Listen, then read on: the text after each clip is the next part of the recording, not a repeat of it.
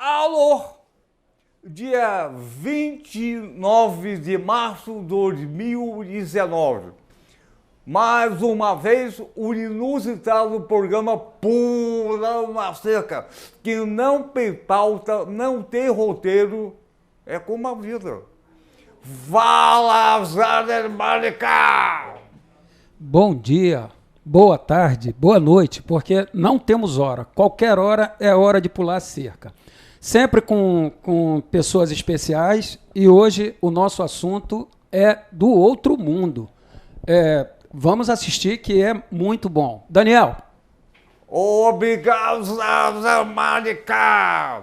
Olha só, pulando a cerca, por cima, pelo meio, por baixo, porque a gente enxerga do outro lado. Quando tem uma muralha, não consegue enxergar. Mas pulando a cerca, eles enxergam do outro lado. E o outro lado tem educação, saúde, justiça, lazer, cultura, então, e democracia, claro. Então, o Pulando a Cerca é um pequeno programa, uma grande bandeira. O apresentador do programa sou eu, Daniel Sultorianço, médico. O produtor é Jorge Pensão e a equipe da UNI TV, que é uma equipe fantástica. Olha só, cada vez que a gente convida uma pessoa que representa sempre uma fração importante da população do Brasil, que há 519 anos vem pulando a cerca. Vamos convidar hoje a simpaticíssima, a gostosíssima, por que não? A tesudíssima professora Lala Barreto, antropologia. E o assunto é do cacete. Vem pular a cerca. Pulou. Senta, pulou. Então, Lala que não é professora Lala. É Lala, é um nome. Por que Lala? Lala, ufologia. Lala, bom dia, boa tarde, boa noite, porque o programa repete sempre. A primeira pergunta, fez xixi? Fiz. A televisão é uma coisa a mais. A primeira pergunta é, fez xixi? Isso. E qual a tua idade? Qual é? Isso não é coisa que se pergunte? Por quê? Daniel? Por quê? Não, isso não se pergunta para mulher, não, meu filho. A gente tem que apresentar a pessoa. Certo. Então, aqui um canal universitário Isso. E a idade que significa responsabilidade. Qual é a tua idade? Vou me apresentar, então. Na idade. 45 anos. Ô Zé, eu tenho 96, é garotinha. Teve tanta onda para dizer que uma garota linda. Pois é, gente. Nasceu aonde? No Rio de Janeiro, em Botafogo. E como é que era a tua infância em Botafogo? Botafogo foi um dos bairros mais bonitos do Rio de Janeiro, né? Era um bairro lindo e foi sendo paulatinamente destruído, né, pela Prefeitura do Rio. E, infelizmente, hoje em dia é um bairro sem nenhuma característica particular, só essa beleza da Bahia, claro, né? Mas o bairro todo não fica à beira-mar. Então, mas Botafogo era um bairro onde as pessoas passeavam à noite. Como é que foi a tua juventude? Minha juventude? Eu vivi a juventude durante um bom período da ditadura, né, brasileira, em 64. Então você pulou a cerca? Pulei muito a cerca. Muito a cerca? Muito, claro. Ainda bem, né? Você brincava de médico? Não. Não? Não. Eu brinco com a... Eu brincava de boneca. Eu gostava de brincar de boneca. Eu brinco até hoje de médico. Pois é. Porque você é médico, inclusive. E a tua fase adulto, como é que foi A antropologia entrou em você, ou você entrou na antropologia? Na verdade, eu entrei na antropologia porque a minha formação primeira é história, né? Eu sou historiadora, me formei no Instituto de Filosofia e Ciências Sociais, aqui no Rio, e depois eu fui morar na França, e lá eu fiz mestrado e doutorado em antropologia. Né? Olha só, Lala, vamos agora entrar em campo. O assunto que a gente sempre quis trazer para a televisão é ufologia. E a Lala, ufologia, tem um nome completo. Lala, o que é ufologia? Olha, a ufologia é o estudo, né, de manifestações diversas e variadas que são supostamente vindas do mundo externo à Terra, né? Supostamente porque, quando se estuda esses casos, tudo leva a crer que eles não são daqui. Pela sua tecnologia, pelo tipo de contato que é feito, pelos seres que aparecem, que são parecidos com a gente às vezes não são. Então, tem uma casuística que é muito rica, né? E que faz, então, com que a ufologia seja... A gente se pergunte, quando eu entrei aqui na universidade, eu disse, o que você gostaria de falar? Eu falei, acho que eu gostaria de falar sobre ufologia e ciência. Tá? Porque justamente para o acobertamento, né, que é uma postura dos governos do planeta todo, né, de encobrir essa realidade, faz com que ela seja desacreditada e seja negada a ela o estatuto de ciência. Tá? Por quê? Porque na ufologia você não pode provocar o fenômeno, quer dizer, você não pode submeter ele a um estudo, você não pode repetir o fenômeno. Então, isso para a ciência é banido. Né? Então, os ufólogos trabalham com esse objeto, que é um objeto atípico para a ciência, tá? E que a ciência deixa para lá, mas não nós. Nós tentamos métodos...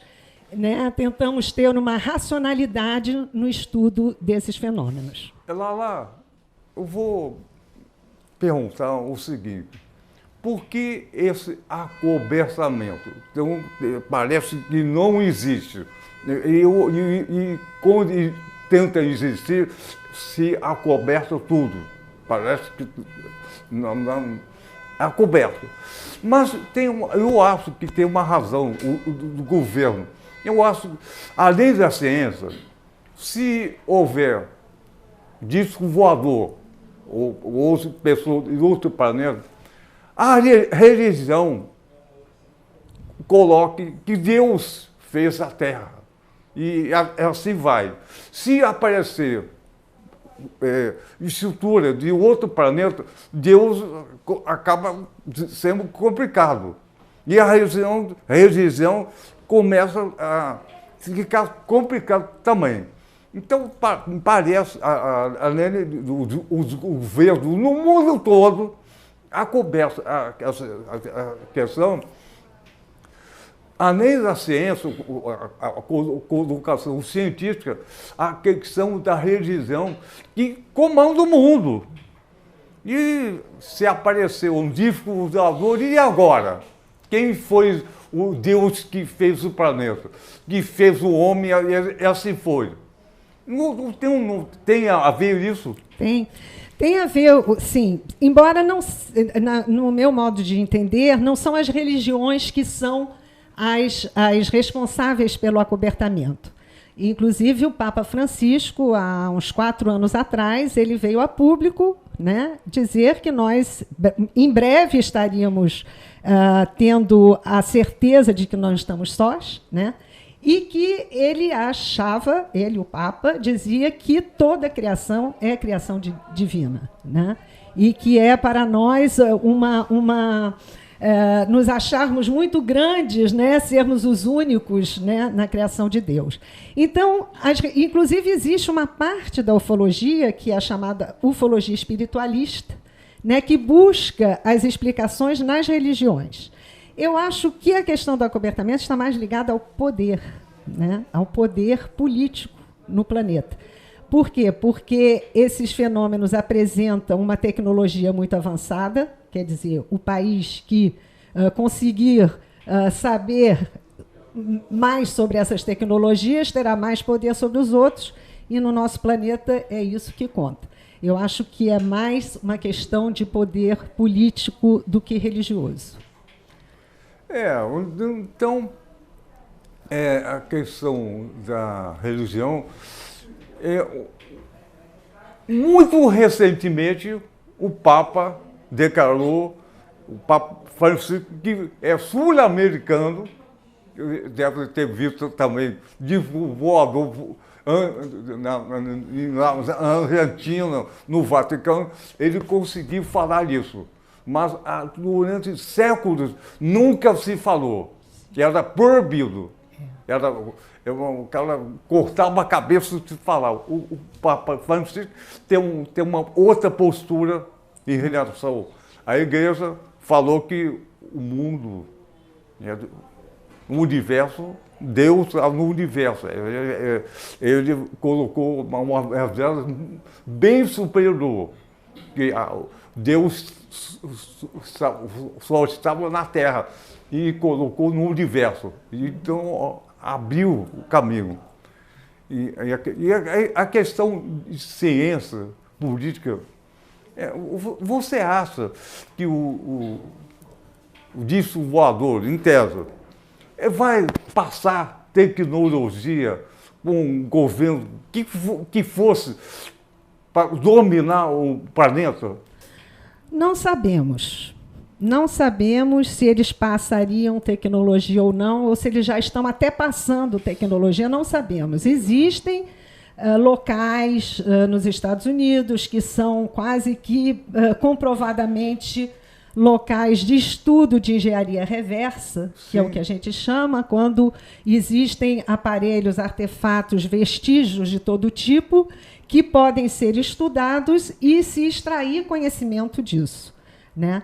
Então, para voltar à igreja, né, a igreja, apesar de ser um dos grandes agentes do acobertamento, também é um dos grandes estudiosos do assunto, né? O Vaticano tem um observatório, né, que o diretor desse observatório já veio várias vezes a público, né, a falar sobre esse assunto, né?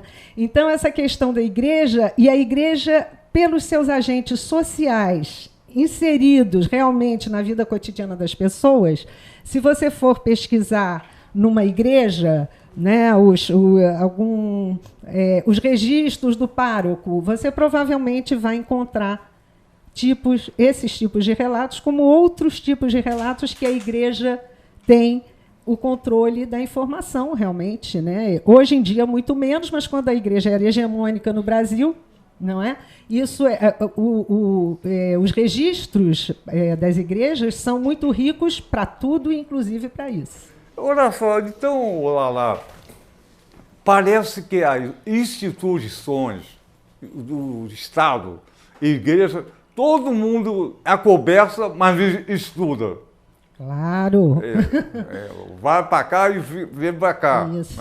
Sim. Uhum. Então, olha só, eu pergunto, você já viu o disco voador? Ah, que ótima pergunta. Calma, eu vi para perguntar exatamente a você. Ótima pergunta.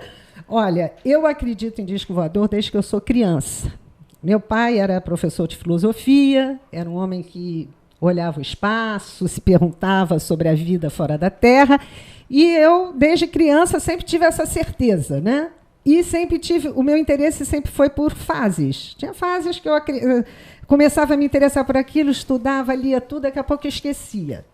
E há 10 anos atrás, eu voltei a me interessar pelo assunto, e aí eu comecei a realmente estudar, né? Aí realmente a escrever, a fazer palestras sobre esse assunto, né? E qual foi mesmo a sua pergunta? Me perdi. Você já viu o disco?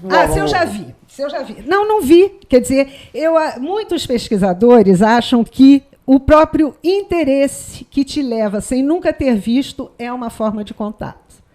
Quando você tem um interesse que você não tem comprovação nenhuma, realmente aquilo te parece que você está tendo alguma relação com outra coisa. Vi uma luzinha muito pouco convincente, porque eu faço uma pesquisa no Maranhão, tá? Numa ilha, em que durante toda a década de 70, e tinha umas 15 famílias aparentadas que moravam ali, e essas pessoas foram visitadas por luzes e discos voadores durante toda a década de 70. Tá? Então, a minha pesquisa é lá. E um dia eu estou lá fazendo pesquisa, entrevistando as pessoas, daqui a pouco eu estou voltando para casa, eu falo, lá, você é louca, o que você está fazendo aqui? Você nunca nem viu nada no meio desse mato. O que você está fazendo aqui se nada disso for verdade? Aí eu entrei para casa, não sei o quê, caiu a noite, daqui a pouco tinha um rapaz que estava fazendo as imagens para mim. Lá, desce correndo, não sei o quê, desceu todo mundo da casa. E aí, realmente, eu vi uma luz, uma estrela, né, pequena, longe, só que ela começou a fazer, realmente, movimentos erráticos que não tem explicação. Isso está, inclusive, filmado. Foi a única coisa que eu vi, e eu acho que os ETs ainda estão me devendo alguma coisa mais convincente, porque eu não me convenci totalmente, né, porque era uma coisa um pouco longe. Poderia ser outra coisa. Né? Por exemplo? Não sei, pode ser muita coisa. Tem muitos fenômenos atmosféricos, né? Tem muitos fenômenos atmosféricos que ocorrem, tem muita coisa que ocorre. E a função do ufólogo não é querer afirmar a todo custo. A função do ufólogo é querer saber diferenciar o que ele viu de coisas que não são vistas normalmente no céu. Essa estrelinha que eu vi não é vista normalmente no céu. O jeito dela, eu, pelo menos, também nunca tinha visto. E, bom, foi a única coisa que eu vi. Lala, eu acho que, a partir da Idade Média, o homem, a humanidade, começou a crescer de uma forma astronômica, em conhecimento. E isso é uma coisa, durante muito tempo, ficou devagarzinho, quase parando. A partir da Idade Média, começou uma explosão científica que hoje é tão rápido. E parece que o ensinamento foi dado por alguém além da Terra. Parece. E voltando mais para trás, a gente fica espantado. Como é que as pirâmides do Egito tão enormes, construídas, sem tecnologia alguma, pelo menos, e comparando com hoje, como é que a Índia, no Azteca, o Egito, uma coisa fantástica, igual um Marrocos e Maracanã, demorou, sei lá, com máquina. E como é que foi isso? A humanidade parece que começou com uma explosão, parou um tempo, voltou com a Idade Média, e hoje, olha só, hoje todo mundo vive, se não viver pela tecnologia, está morto.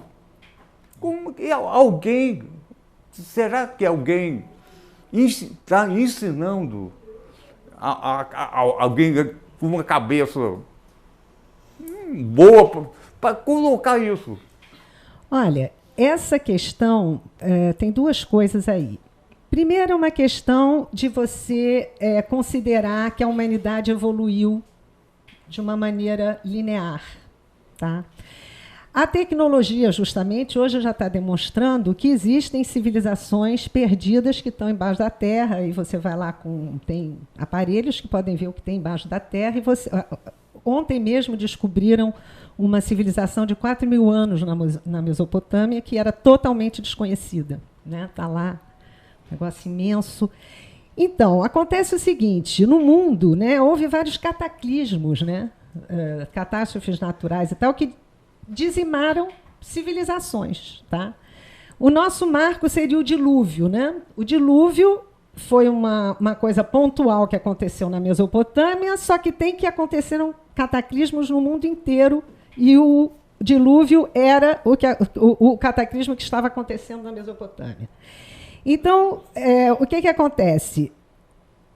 A gente acha, né, que existia uma humanidade, né, evoluída, não sabemos o quanto, bastante, talvez, né, que era uma civilização que tinha uma tecnologia ligada ao trabalho da pedra, uma coisa que nós perdemos totalmente, né? Essa era uma civilização de pedra, né? Pirâmides, tudo isso, né? Então, o que acontece? Esses cataclismos dizimaram essas populações, tá? E os sobreviventes já sobreviveram com uma coisa empobrecida do que tinha antes, tá? Por isso que muitas vezes a gente encontra os vestígios arqueológicos e não sabe explicar nada sobre eles, tá? A gente fica impressionado, mas é porque, por exemplo, a civilização egípcia, nós podemos pensar que aquelas pirâmides já estavam lá quando os egípcios chegaram lá. Tá? A gente pode pensar, hoje em dia tem estudos que demonstram que as pirâmides e a esfinge são muito mais antigas do que a própria civilização egípcia. Por exemplo, os maias, que você falou, né? Temos o relato, né, do Diego de Landa, que era o inquisidor que foi para Guatemala. O Diego de Landa, ele diz claramente, ele diz a população que nós encontramos aqui não foi a população que construiu os monumentos. Tá? E quando você vai ver as tradições orais, né, dos povos mais antigos da Terra, como os Hopi, por exemplo, aqueles índios norte-americanos, mas eles nem sempre foram norte-americanos, eles foram subindo pela América do Sul, né? Então, eles contam uma história justamente de um mundo anterior a esse nosso. Né? E não são só eles, tem outras tradições orais, né? E como a Igreja Católica é que foi veio submeter esses povos, tudo que eles contam não tem valor, evidentemente. E tudo que acontecia antes de Cristo também nunca tinha existido. Então, nós temos um grande acobertamento histórico, né, sobre as civilizações anteriores aos cataclismos que houve. Né? E, na América do Sul, esse cataclismo ele simplesmente afundou um continente, né, que é o chamado continente de Mu. Tá? Quando você começa a considerar essa hipótese, aí você vai ver que toda a história de todas as civilizações que estão em volta do Pacífico começam a fazer sentido. Quando você vê a Ilha de Páscoa, que é um fragmento, né, tem uma história oral que conta tintim por tintim. E aí você começa a entender aquilo tudo. Mas quando aparece a Ilha de Páscoa, ninguém fala que aquilo é um fragmento de um continente.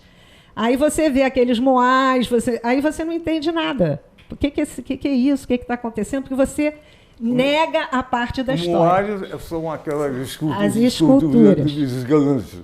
Isso, que o Eric von Däniken dizia que seriam estátuas comemorativas da visita de seres extraterrestres. Isso não procede. Hoje em dia, a gente sabe que aquilo foi construído pelas pessoas, até porque não é tão monumental assim. Tá? É uma coisa que seres humanos podem fazer. Né? Então, então, isso que você estava dizendo no início, né, faz parte dessa humanidade anterior. Muitos relatos orais falam de que extraterrestres viviam nessas civilizações, tá? Ensinaram coisas, tá? E que, quando houve os cataclismos, os Hopi, por exemplo, os extraterrestres que viviam com eles foram embora. Tá? Existem vestígios disso que é contado? Existem. E cada vez mais aparecem vestígios dessa história dos Hopi, provando que é uma história verdadeira. Né? Então, é muito interessante. Agora, hoje em dia, né? Hoje em dia nós temos pessoas que se dizem tocadas por alguma inteligência superior, né?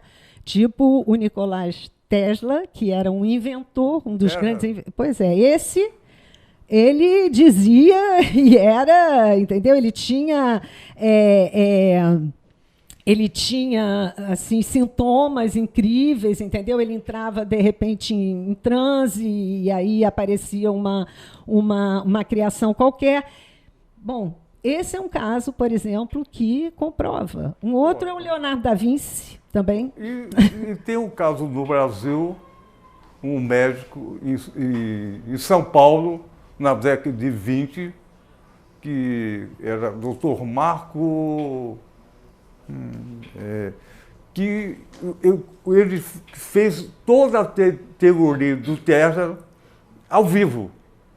E é conhecido no mundo todo, mesmo no Brasil. Ele conseguiu fazer a chuva artificial, a guerra meteorológica, desde a década de 20. E foi o primeiro médico que fez a operação no cérebro no Brasil. Sim. Doutor Marco, esqueci o nome. E o conhecimento dele tinha a ver com o conhecimento extraterrestre? Tudo. Sim. A professora Fátima Pinel conhece bem o assunto. Quem trouxe o livro, ele veio aqui, o Rosenier. Ele conhece tudo. O professor Marco publicou livros. E ele é conhecido no mundo todo. Mas o Tesla é conhecido nos Estados Unidos, no hotel bacana, morava. E o professor Marco, não. Morava numa cidade de São Paulo, no interior de São Paulo. Mas, quando ele fez a experiência do tempo, conseguiu fazer curva. Os países trouxeram aqui para o Brasil estrutura militar para aprender. E hoje a guerra psicológica seria a terceira guerra mundial. Se você consegue colocar deserto no Bahia ou chuva, se colocar chuva no rio, daqui a pouco a montanha derruba. Então, é guerra psicológica. E começou no Brasil. A primeira experiência do professor Marco foi igual o Tesla. Ele teve a cidade, ele longe colocou o barulho do sino na igreja, ele colocou muito distante. O Tesla fazia isso. Hoje, ele é um pouco posterior ao Tesla, talvez. O 1920 e 30. Pois é. O Tesla morreu isso, no começo do século. Isso. Um pouco antigo. Uhum. E toda a teoria do Tesla foi roubada. A famosa mala do Tesla sumiu. Pois é. Ô Zé, olha só, então, eu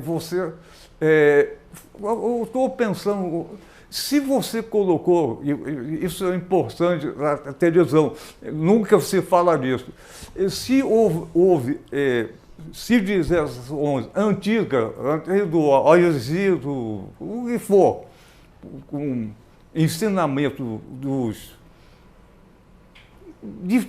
voador, pessoal.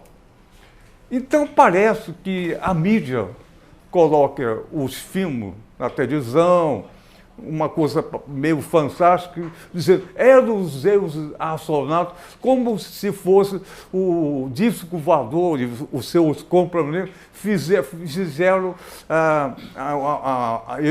o Egito a pirâmide. E você está colocando que antes da civilização Egito tinha alguma coisa. Então, a televisão mostra Tudo era o Deus astronauta, como se fosse uma coisa fantástica para a população não entender nada, nunca. É só o Ador colocou? Não, você colocou que historicamente era uma civilização mais antiga.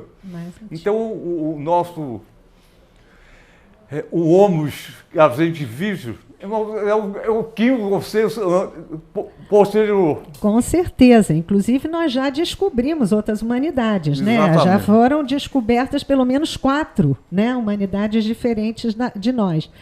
E O Electros.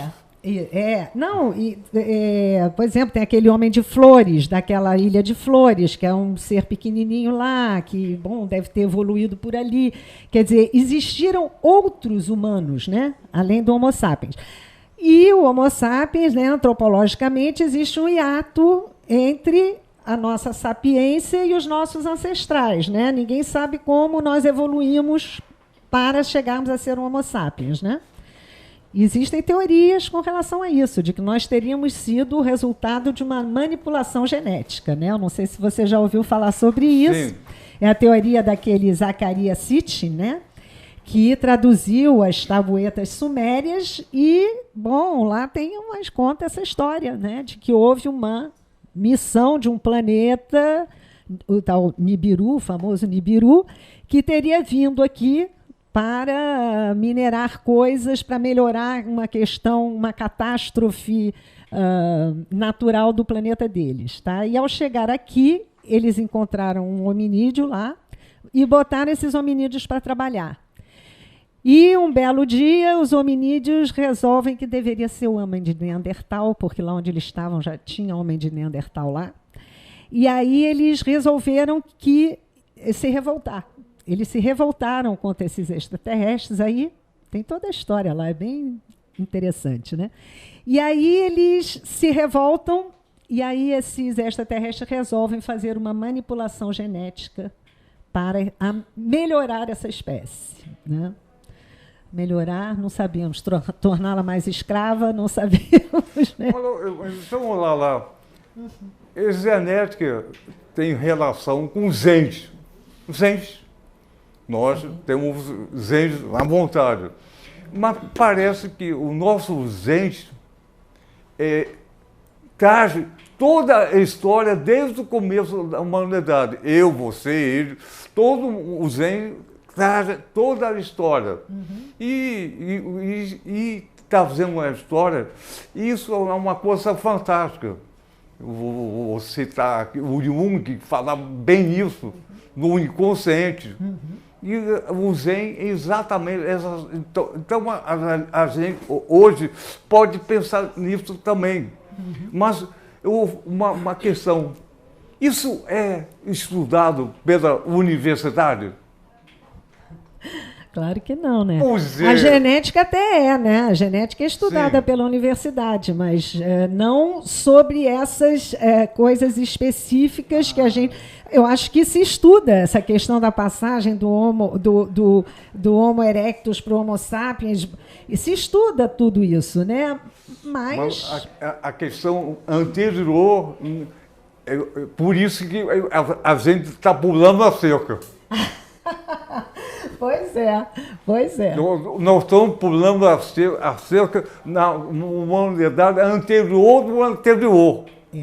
Pulando a cerca. Pulando a cerca. Isso, a universidade, seja lá qual for, não parece, alguma pessoa conhece isso, mas não é matéria na faculdade.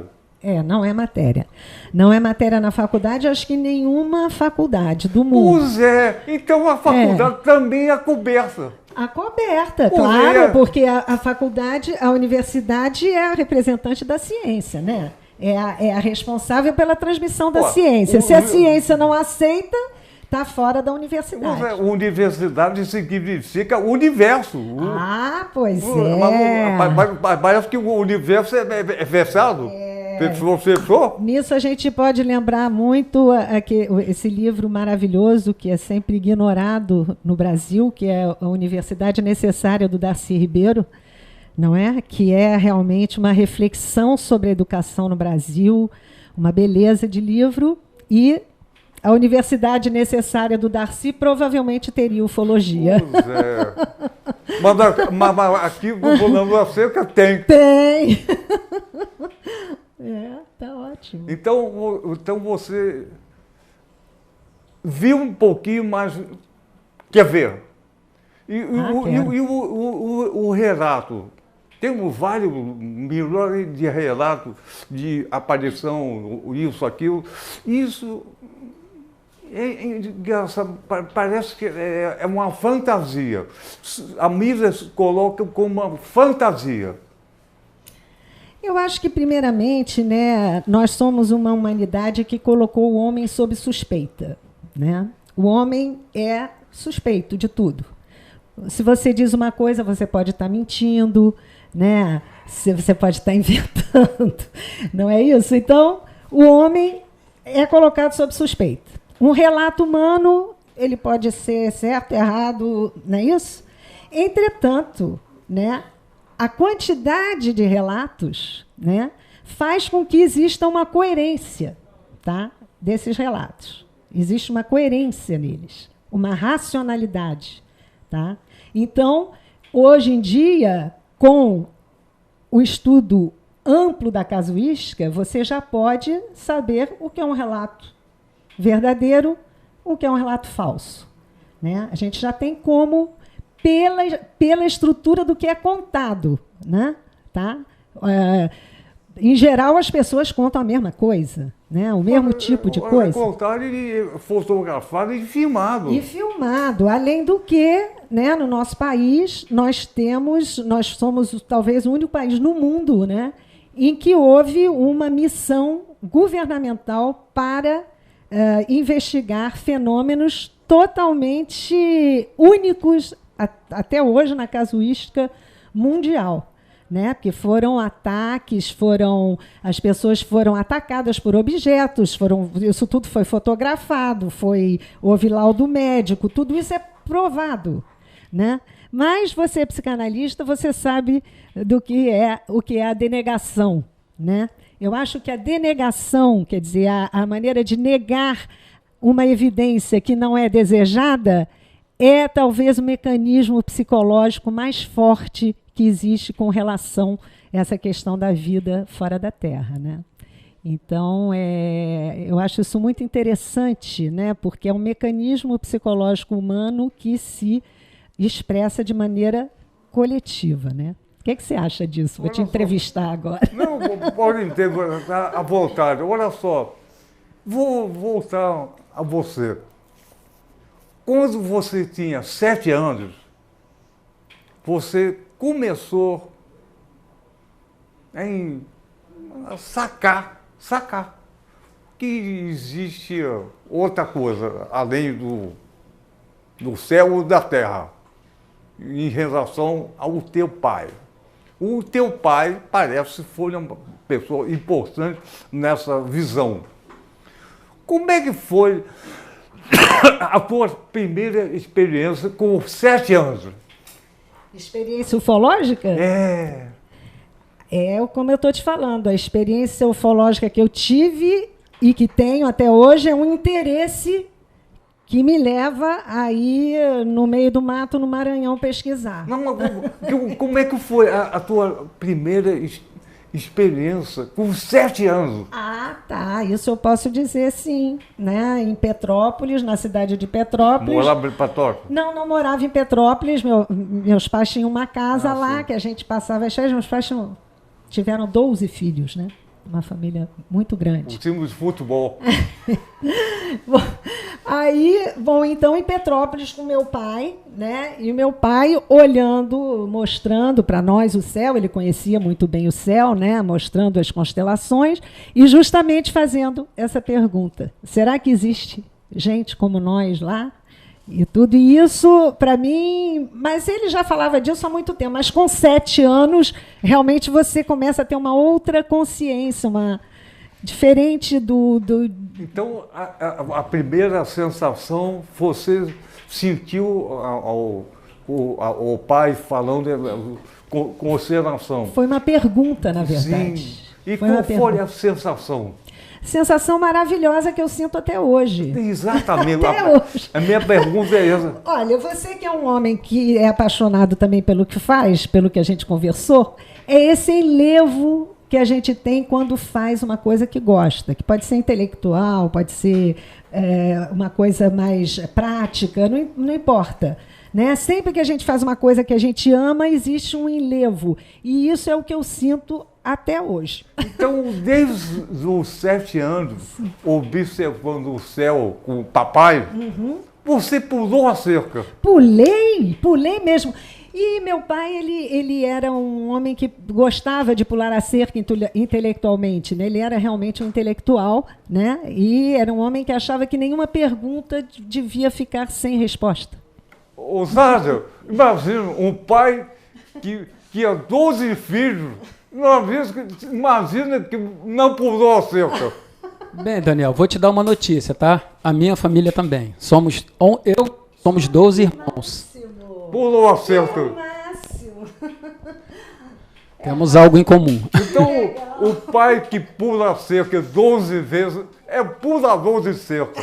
Ele tem que viver o mundo além do céu e da terra.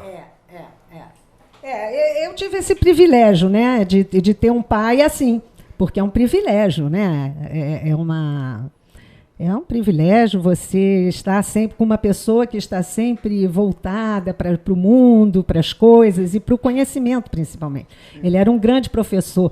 Para você ter uma ideia, todos os professores que eu tive na escola até a universidade, todos foram alunos do meu pai. Então, olha só, você tem 11 irmãos, você é 12. Isso. Só você que pulou a cerca? Só eu que pulei a cerca. Nessa coisa de ufologia, só eu pulei a cerca. Só eu pulei a cerca. Você é o filhinho do papai. A filhinha do papai. A filhinha do papai. Meu pai não era muito um homem de assim, mas ele era um homem que... Assim como? Assim, de filhinha, não. Ele era um homem que queria que a sua filha fosse uma mulher inteligente, culta. Não era muito filhinha.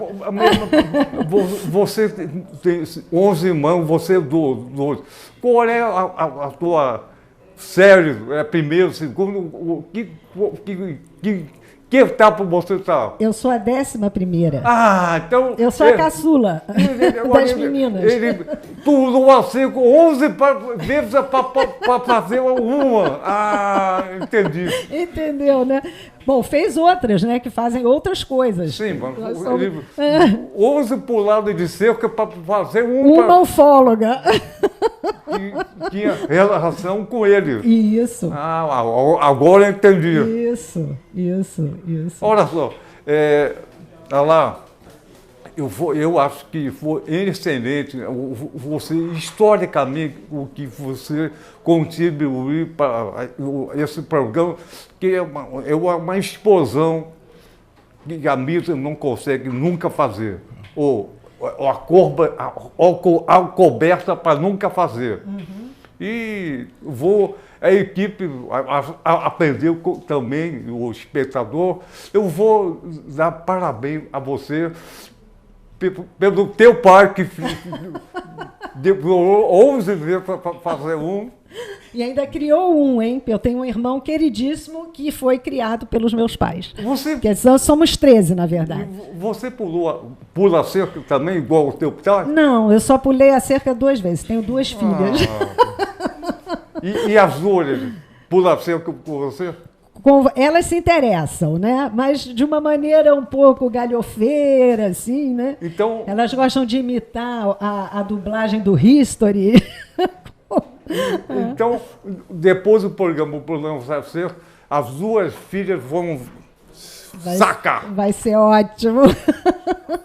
Olha só, eu bato palma para você. Muito obrigada. Muito obrigada. Eu acho que foi um programa Pulando a Cerca excepcional, como os outros foram também. Cara, que trouxe dentro da universidade uma professora de historiadora, antropóloga, psicanalista, falando desse assunto com maior tranquilidade e bom senso e bom humor. Parabéns por você. Então, muito obrigada. Queria agradecer a vocês e toda essa equipe maravilhosa aqui, todo mundo prestando atenção na ufologia, eu adorei.